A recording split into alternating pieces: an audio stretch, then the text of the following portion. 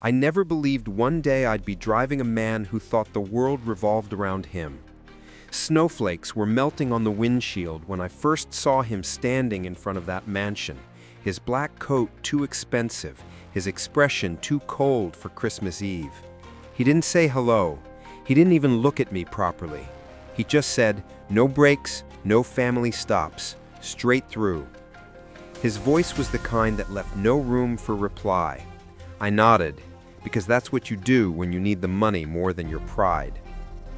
I had been driving for a month after losing my old job as a warehouse supervisor.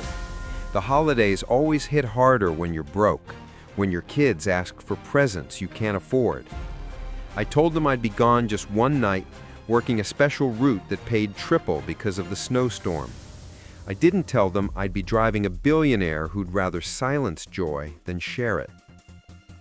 The GPS said 6 hours to our destination, Whistler, British Columbia. Roads were frozen, lights dim, and every curve looked like a warning. But the strangest thing wasn't the weather, it was him. He sat in the back seat like a ghost from another century, fingers tapping on his phone, face illuminated by that cold blue light. When he finally spoke again, his question was as sharp as ice. "You got kids?" "Yeah," I said, trying to keep it casual. "2, boy and a girl." "Then you know what a waste of time holidays can be," he said flatly. "People pretending they care about each other for 24 hours, then they go back to lying the rest of the year." I didn't answer. Part of me wanted to tell him he was wrong, but his tone told me not to bother. He wasn't making conversation, he was testing something. The radio crackled with old Christmas songs. I kept the volume low, trying to melt the silence. After 20 minutes, the signal died completely. We were alone with the hum of the tires.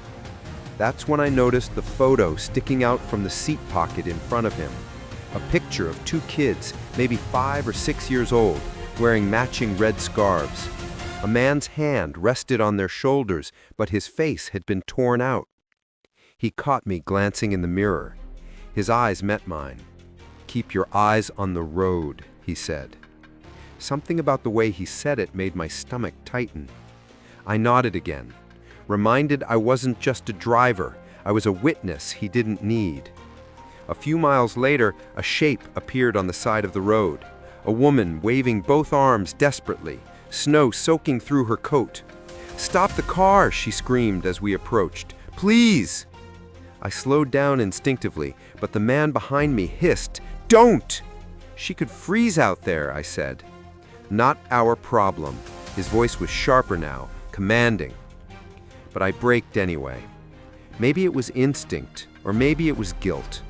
When I opened the door, the cold punched me in the chest. The woman's lips were blue. "My car! My husband's still inside!" she cried. "We hit the guardrail!" I looked toward the slope. Headlights blinked weakly through the fog, half buried under snow. He sighed behind me. "This is why drivers never stay rich. They care too much." I ignored him. "I'll drive them to the next lodge," I said quietly. His glare sharpened.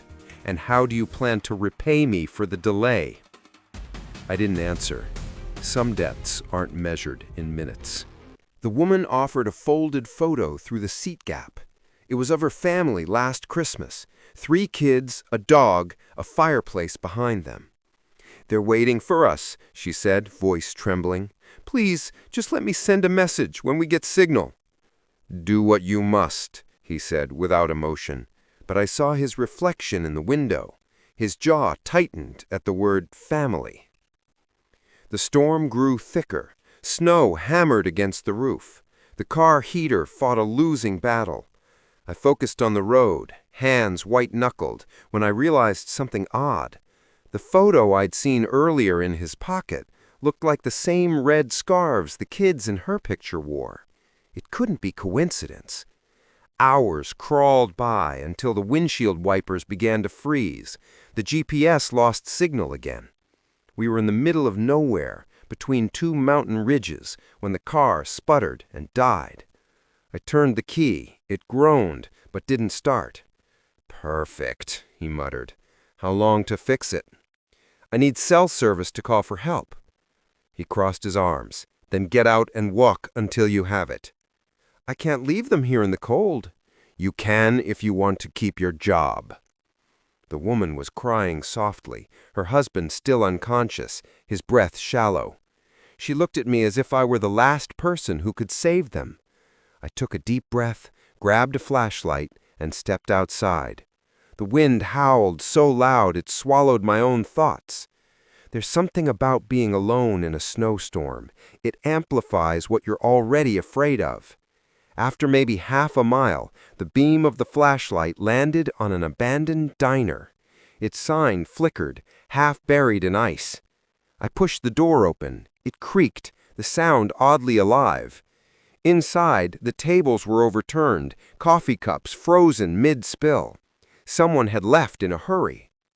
"Hello?" My voice echoed uselessly. Then I noticed the payphone in the corner, a miracle from the past. I picked it up, heart thundering, and nearly laughed when I heard a dial tone. I called the survival service number displayed on winter routes, explained the crash, gave our approximate location. The operator said they'd send a rescue team, but it might take hours. When I returned to the car, the headlights were off. The back door hung open. The couple was gone. He sat there, alone, calm as ever. "Where are they?" I asked. He shrugged. "They started walking east. Said they saw lights." I turned my flashlight toward the trees. No tracks, no figures, just darkness swallowing snow. "That's impossible," I whispered. "Everything is temporary," he said cryptically. I stared at him. Something inside me shifted, fear mixed with comprehension. Maybe he wasn't eccentric. Maybe he was running from something. I noticed then that his gloves were gone, and his fingers were bleeding. Faint scratches, thin and fresh. "What happened to your hands?" "Old wounds," he said too quickly. I didn't press. Some truths need noise to stay buried. When the engine finally caught on the 5th try, I exhaled relief. But the rearview mirror showed something disturbing. Footprints in the snow leading away from the car. Not 2 sets, 4. I didn't remember making that many. For the next hour, silence returned. He kept his gaze fixed on the dark horizon. Every now and then he'd mutter numbers under his breath. 7, 14, 21. "Are you all right back there?" I asked. He blinked, as if waking from a dream. "My children's birthdays might have been today. Hard to keep track." Somehow that didn't sound like grief. It sounded like a confession. When dawn broke, the landscape turned silver. Pine branches glistened under thin light, and the world seemed almost peaceful. But peace can lie. It can lure you in, make you believe the danger's over, until you notice the single smudge of blood on your passenger seat that wasn't there before. "Did you cut yourself again?" He looked genuinely surprised. "Not me." The air thickened. I could smell iron faintly mixing with the car's heat. I stopped at the next gas station. The attendant, an older man with kind eyes, filled the tank and said, "Rough night, huh? Storm got half the highways closed. You two headed north?" "Yeah," I said, glancing at the billionaire who was staring at the snow drifting past the glass. "Strange thing," he said, lowering his voice. "They found an abandoned car down near the ridge. Husband and wife, empty. No footsteps." The billionaire's reflection didn't move. My stomach turned. "When?" "About an hour ago. The sheriff's already looking into it." I thanked him, forced a smile, and climbed back in. My passenger's expression hadn't changed, but the corner of his mouth twitched, almost imperceptibly. "What?" "Coincidences are comforting," he replied, "until they run out." I drove faster after that, maybe to escape his words, maybe to escape him. He finally dozed off, chin tilted toward the window. I almost pitied him. That brief moment of peace made his face look human again. Then the phone in his coat started vibrating. On the second ring, I reached for it instinctively. The caller ID read Eun-G. The name stirred recognition. I'd seen it printed faintly on the photo earlier. I answered before thinking. "Hello?" A woman's voice, trembling. "Who is this?" "The driver. He's asleep." A pause. Then, "Don't let him wake up. Whatever you do, don't stop the car." My grip tightened on the wheel. "What are you talking about?" She began crying. "He disappeared 3 years ago, after the crash. The twins—" She couldn't finish. "We buried him, but people keep saying they see his car near that same ridge every December 24th. The line went dead. I looked through the mirror. The back seat was empty. I slammed the brakes, but the car didn't stop. The tires slid over the ice before coming to rest a few inches from the ditch. My breath fogged the windshield. Empty. The back seat, where he had just been sleeping, was empty. The door was closed, no footprints in the snow outside. Just silence curling around me like fog. "Hello?" My voice cracked inside the car. I turned around, searching every shadow, even crouched to check under the seat like a fool. Nothing. The air felt heavier now, colder, like the heat had been drained from inside. Then the door lock clicked by itself, once, twice. All the doors sealed. My stomach twisted. I tried to start the engine again, but the ignition refused. The dashboard lights flickered. Then the radio turned on. A distorted Christmas song played, slow and warped. Beneath the static, a man's voice whispered, "Straight through, no brakes, no family." I nearly jumped out of my skin. "Who's there?" But the whisper only repeated, slower this time, "Straight through." I leapt out of the car, panting, snow burning my face like acid. The road stretched empty in both directions. No other cars, no houses, just white. I turned toward the forest. The trees were tall enough to hide an entire world behind them. For a moment I thought I saw movement, something shifting just beyond the tree line. A dark figure stood between the pines, motionless, watching. "Hey!" I called out. My voice sounded small against the wind. The figure didn't move. I took one step forward, then another. The sound of my own breathing filled my head. When I reached the edge of the trees, the shape was gone. Only fresh footprints led deeper into the woods. Too large for a woman, too steady for someone lost. Against every rational thought, I followed them. The footprints led to a clearing. At the center stood a log cabin with boarded-up windows, its chimney dead, but faint smoke curling from cracks in the roof. I knocked, though I don't know why. Maybe because leaving felt worse. The door creaked open by itself. Inside, the cabin smelled like burnt paper and pine sap. Faded family photos clung to the wall, a younger version of him holding 2 children, smiling like he'd never been capable of hate. The boy's scarf was red, the girl's yellow. But one photo stopped me cold. It was of a funeral, fresh flowers still bright. He stood beside a casket, hand on the lid. His expression was unreadable.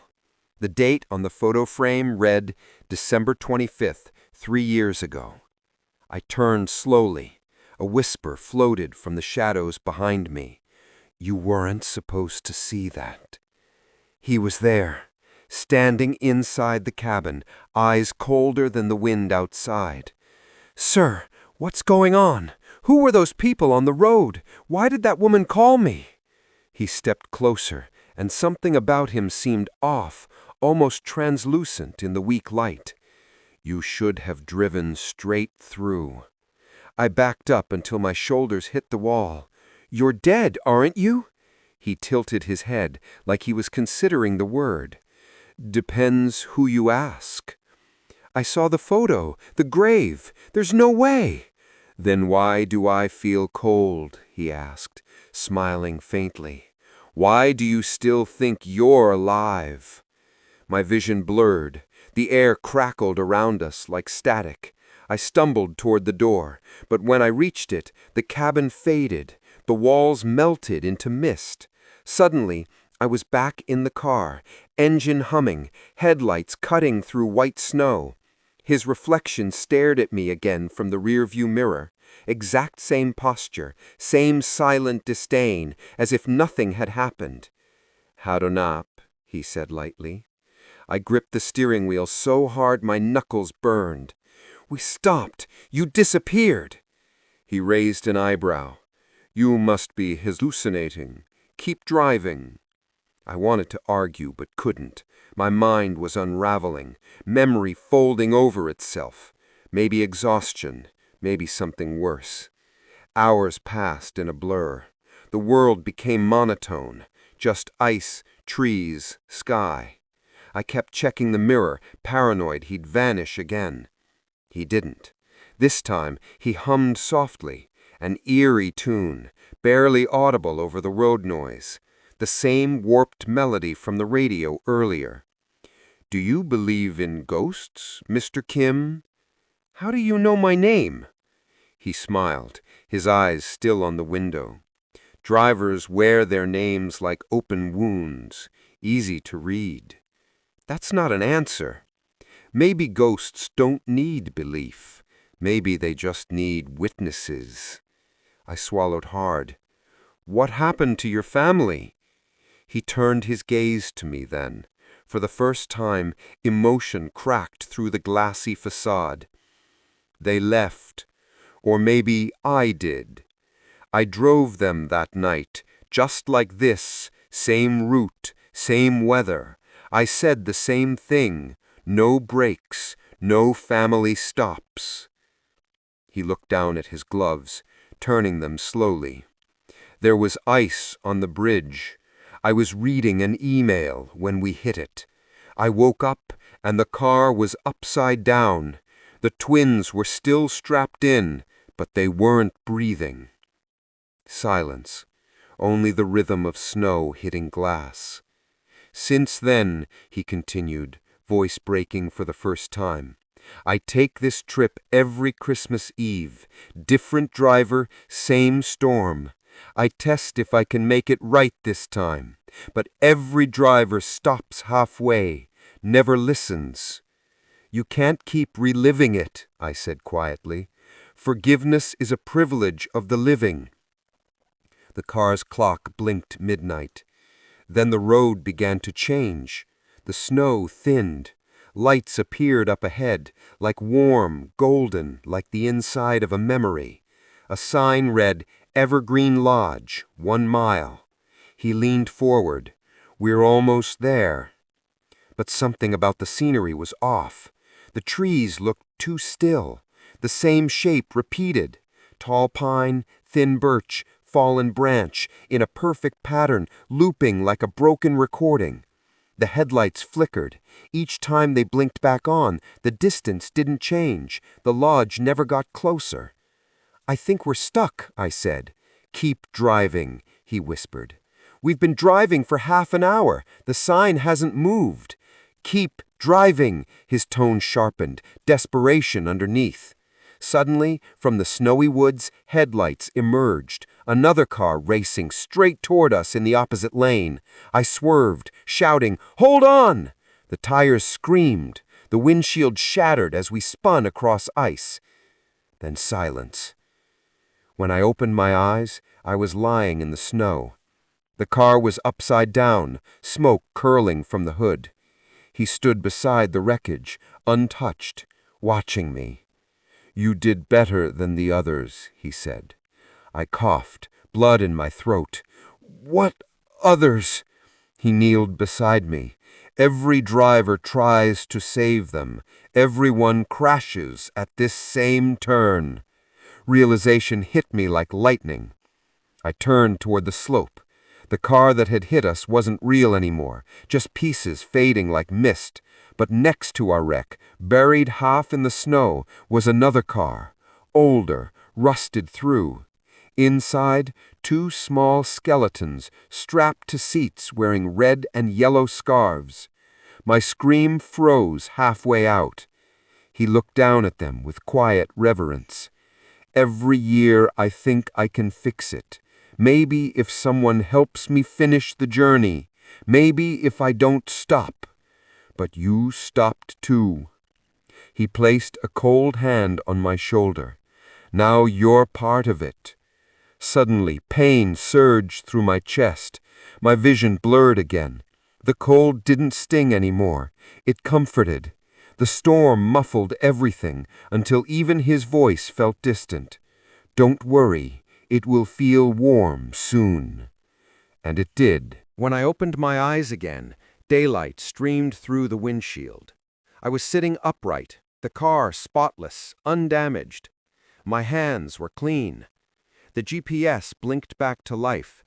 Beside me, a small card lay on the dashboard. It read, Evergreen Transport Service, driver K. Kim.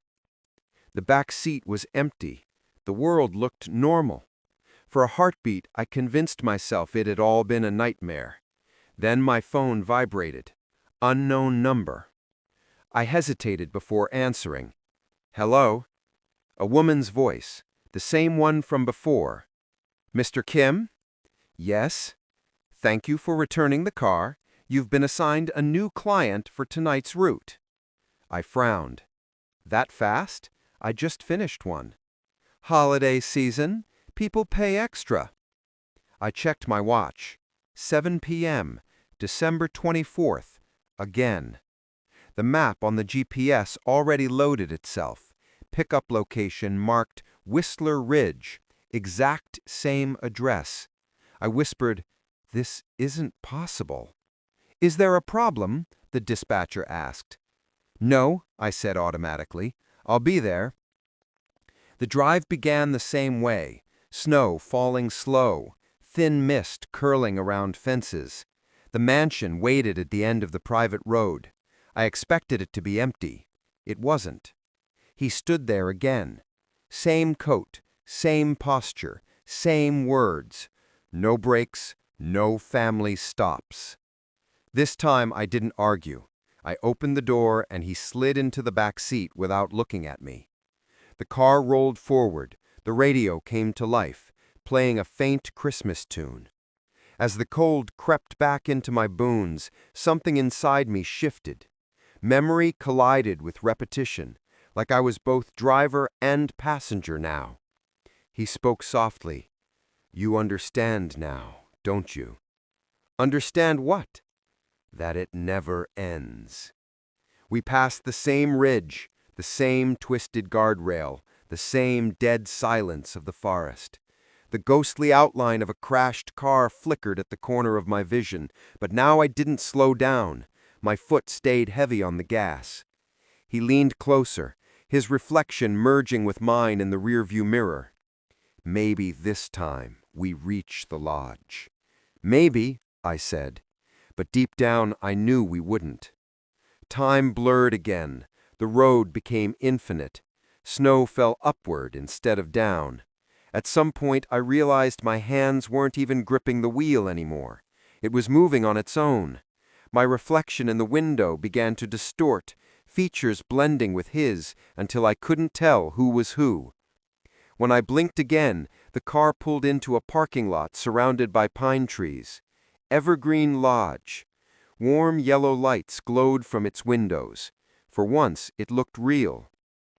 We stepped out together. Music floated from inside, a piano playing softly, children laughing. His face softened in the glow. Maybe this is it, he said, almost hopefully. I followed him to the door.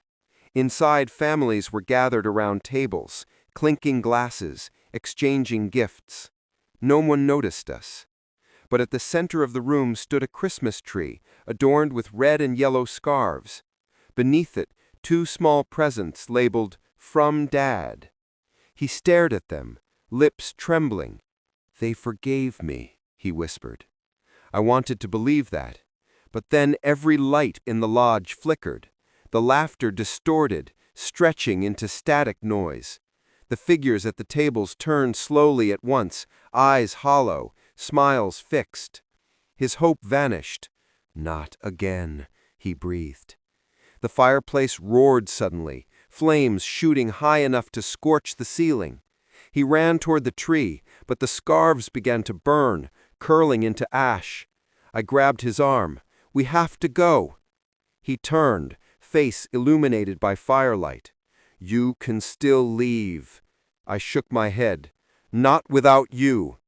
He looked straight into me, and I saw it, that broken regret, the endless trap. "Then we both stay." A beam cracked overhead. The lodge erupted into chaos. For a moment I saw flashes, red, yellow, snow, headlights, everything collapsing into a blinding white. When vision returned, I was standing outside the wreck again, sirens approaching in the distance, paramedics, flashing lights, a woman screaming my name. "Mr. Kim, can you hear me?" I couldn't move. She pulled me from the car, shouting for help. As they placed me on a stretcher, I caught sight of the back seat, empty, except for 2 small scarves, folded neatly where he had been sitting, and a note, straight through. The paramedic lifted my wrist to check pulse. Her face tensed. "She's freezing," she whispered. Another responder said, "He's been gone for hours." She looked down at me, puzzled. Then how did he drive here? The world faded again. Through the haze, the faint sound of that warped Christmas song returned, echoing like a memory I could never escape. I woke to the sound of slow beeping and distant voices speaking just beyond my ears. The smell hit me first. Disinfectant, bleach, something sterile masquerading as hope. When my eyes opened, the hospital ceiling looked like a frozen sky, too white, too bright to belong to the living world. A nurse leaned over me. Her expression rehearsed compassion. "You're lucky, Mr. Kim, really lucky." Her words sounded far away, muffled as if underwater. I tried to lift my head, but pain shot down my spine like lightning. Where am I?" "St. Michael's, Vancouver." She smiled softly, even though her hands trembled when she adjusted my IV. "You were found near Whistler Ridge. It's a miracle you survived that snowstorm. You're hypothermic, pulse barely detectable. 2 more hours and you'd have been gone." Her tone was tender, but carried something else, something like fear. "What about the other man?" I asked, the words rasping through my dry lips.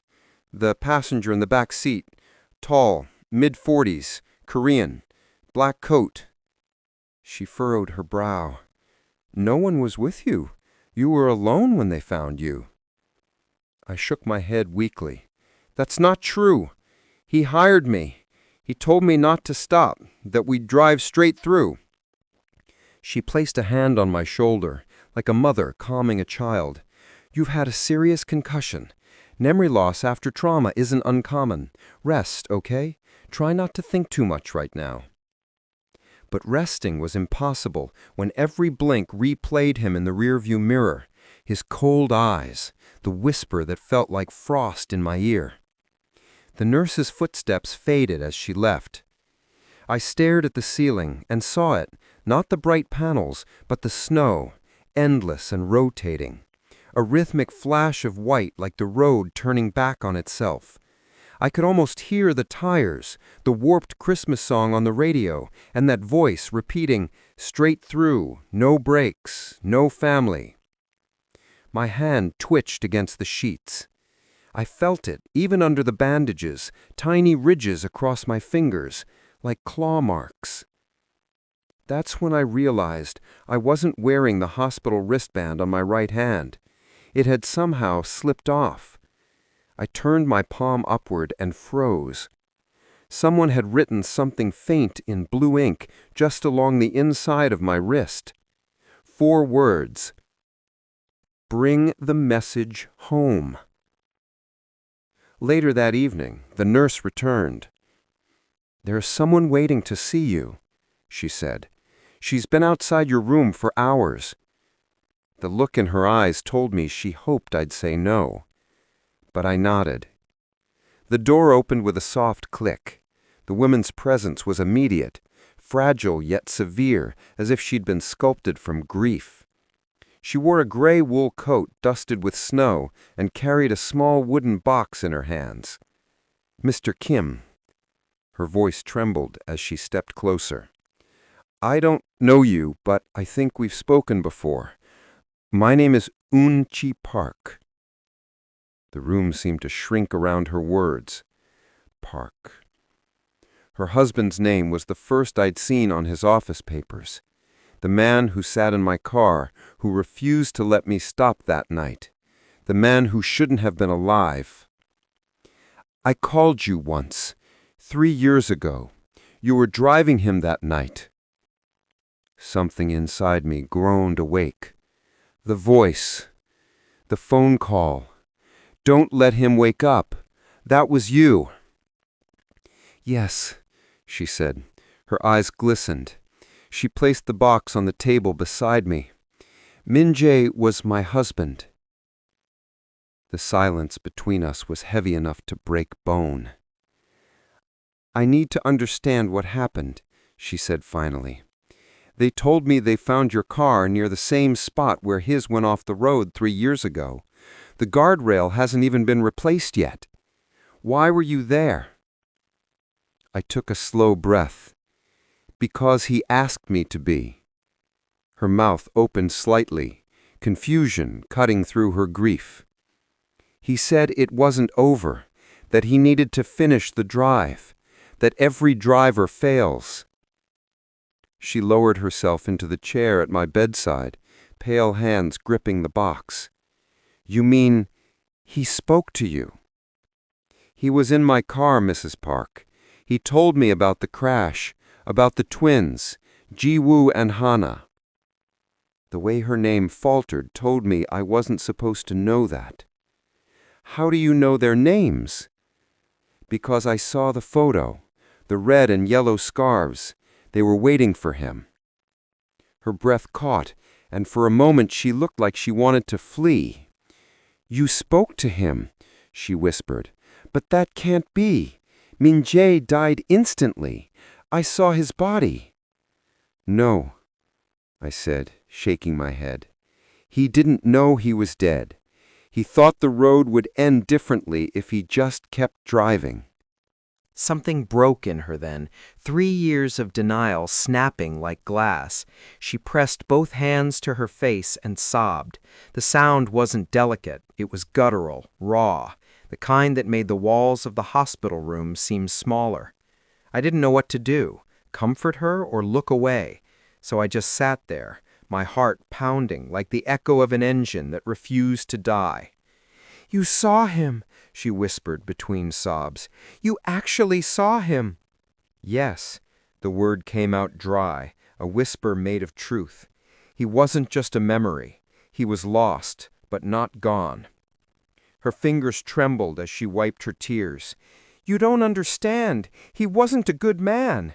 He left us for work, for money, for pride. Every time he came home, he brought silence instead of warmth." She looked up, her voice cracking. "So why won't he leave this world in peace?" I wanted to tell her it wasn't about punishment, that maybe the universe gives second chances in strange ways. But what did I know about forgiveness? I barely forgave myself most days. "Maybe because love can haunt harder than guilt," I said. "Sometimes the people we hurt are the ones we keep searching for after everything else disappears." She squeezed the scarf in her hands until her knuckles whitened. "He doesn't deserve peace." "I may not," I replied softly, "but your kids do." That stopped her. She looked at me, eyes wide, as if the room itself exhaled around us. For a moment there was nothing, no beeping machines, no sterile lights, just the pulse of a truth neither of us wanted to face. When she finally spoke, her voice was thin but determined. "If I let you go back there, if I give you this box, what if he takes you too?" I thought about the other drivers she'd mentioned, the ones who never returned or came back half alive. My chest tightened, but the answer was already written inside me. Then at least one of us will know why. That night, sleep refused to come.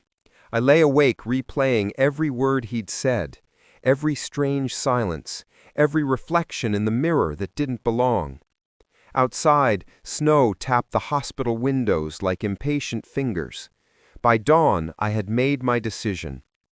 Yoonji was waiting in the lobby, the wooden box in her lap. When she saw me, she didn't speak.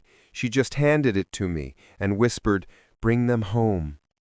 The road back to Whistler Ridge looked harmless under daylight, but I could feel the echo of something buried beneath the snow. Every curve held memory, every hill whispered a warning. The wooden box sat on the passenger seat beside me, humming with unseen weight.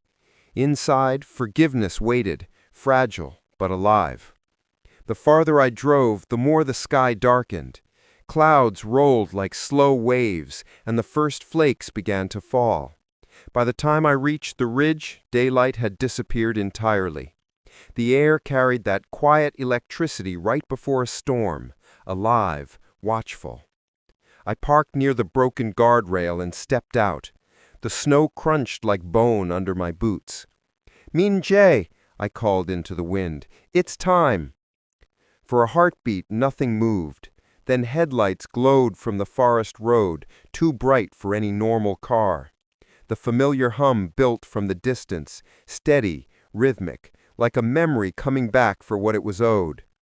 The black sedan stopped beside me, pristine as the night he entered it. The rear door opened without a sound. He was there, face ageless, eyes gray with exhaustion. "You returned." I kept my word. "You deserve to see this." His gaze shifted to the box. "You brought something." "From them," I said, my voice quivering. "A message you never received."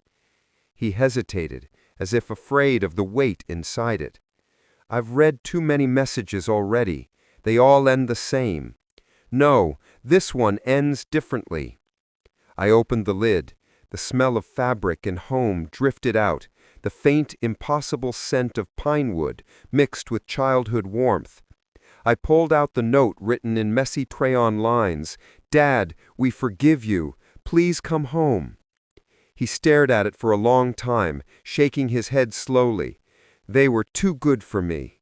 "Then prove you can be something for them," I urged. "They're waiting for you." He reached out, his hand hovered above the paper like he feared turning it to dust. When he finally touched it, the air shifted. The snow around us stopped mid-fall, suspended. Sound vanished. His breath came trembling. "I feel them," he murmured. "For the first time since that night, I feel them." Then he looked at me, eyes wet. "If I let go, what happens to you?" "I think that's not my decision." Light rippled through the snow, faint at first, then stronger, pushing away the night. From between the pines, two soft figures appeared, small, weightless, holding hands. The red and yellow scarves fluttered even though no wind remained. He fell to his knees. "Ji-woo, Hana," his voice fractured. He reached toward them, desperate, fearful they'd vanish again. But when the boy stepped forward and smiled, the world seemed to realign. They were no longer ghosts. They were memory made whole. "Appa," they said together, a whisper that carried through the valley. He cried, truly cried. The sound shook something inside me, years of grief released all at once. I turned aside, giving him privacy, even though part of me couldn't look away. He embraced them. His outline flickered, fading and brightening in a rhythm that matched my own heartbeat. Then, slowly, the flickering stopped. His voice softened into something human again. "I thought I was lost in that night forever," he whispered. "But maybe I was just waiting for someone stubborn enough to stop for a stranger." When I looked up, the mountain sky had cleared. For the first time, stars broke through above the ridge. thousands of them spilling across the darkness like glass dust. The children's laughter echoed faintly, overlapping with the wind. He turned to me one last time. "Tell her I tried. Tell Unji I'm sorry for everything. And tell her the twins are safe now." Before I could answer, the light expanded around them until it became too bright to bear. The snow lifted, swirling like fireflies, then fell without a sound. When my sight returned, they were gone, all three. The car behind me had vanished too. Only the faint scent of pine lingered in the air. The note he once held now lay folded in the snow beside my boot. I picked it up and read the handwritten scrawl one final time. The words shimmered faintly before fading into blank paper. Maybe forgiveness doesn't need proof when it's received. The wind changed direction. It no longer bit into my skin. It wrapped around me, warm enough to feel like an embrace. I whispered into the emptiness, "You made it home." My legs trembled as I returned to the driver's seat. The dashboard was dark for a moment before the engine started on its own. A single destination blinked on the GPS. Home. Nothing else. Driving down the mountain felt different this time. The storm behind me had vanished. I could still sense them somewhere close, watching, not haunting, guiding, maybe. By sunrise, I was back in the city. Traffic lights glowed, people crossed streets with coffee cups, unaware that somewhere out there a man had finally stopped driving. I didn't go to the dispatch office. Instead, I parked outside a small cafe across from a river bridge, one of those quiet city places that smells like cinnamon and second chances. I dialed her number. She answered on the first ring. "Hello?" Her voice was raw, frightened, hopeful. "Mrs. Park?" I said quietly. "He made it." There was a pause, long and breathless. "What do you mean?" "He saw them. The twins." She began crying, not the way she had in the hospital, but softly, as if the weight she'd carried for years finally released. "Was he different?" "Yes, and free." I could almost hear her smiling through the tears. "Thank you. You brought them home." When the call ended, I sat there, hands still on the wheel. The world looked painfully normal again. People laughing, children tugging their parents through the snow, but underneath the surface, everything had changed. Later that afternoon, I visited the road one last time. The authorities had closed it off for safety, but the guardrail was miraculously repaired, new steel shining in the pale sun. There were no tire marks, no sign of tragedy, just silence. I left the wooden box there beside the bridge post and carved 3 small initials in the snow: MP, HP, JP. As I turned to go, a voice floated faintly through the air. His voice. No brakes, no family stops. Until now. I smiled. "Rest easy, boss." When I returned home, the first thing I saw were 2 small candles flickering in the window. My children had waited up for me, even though I'd promised not to be late. My son ran into the hall, flinging his arms around my legs. "You missed Christmas Eve again," he said, but there was no anger in his voice, just relief. "Yeah," I murmured, hugging him close, but I found my way back. That night we ate leftover food, laughed about old stories, and watched snow fall outside the window until sleep stole our words. And as the last candle burned low, I could swear I saw silhouettes beyond the glass. a man and two children, standing just at the edge of the streetlight's reach, smiling before fading into the snow. The next morning, when I stepped outside for air, a single red scarf hung from my doorknob. No footprints in the snow below it, just a scarf and a folded note tucked inside. It said, "You helped us stop. Now keep moving forward." I kept it folded in my jacket pocket every day after that, not as a haunting, but as a reminder that every road, no matter how cursed or endless it seems, can still lead home if you believe it enough to drive one last mile. A year later, on Christmas Eve, I took my family up to Whistler Ridge. The road was open again, glassy and safe. When we reached the repaired bridge, I parked for a moment, engine humming softly. My daughter peered out the window. "Dad, do you think ghosts get lonely?" I thought of the man in the black coat, of the children's laughter echoing through a valley that never felt empty again. "Not once they remember who they're driving toward," I said. We stayed there for a long time, watching flakes drift across the frozen trees. The world was quiet, but not heavy anymore. In that silence, I swear I heard one last whisper, light as snow, steady as breathing. Straight through. Home. And for the first time, those words didn't sound cruel.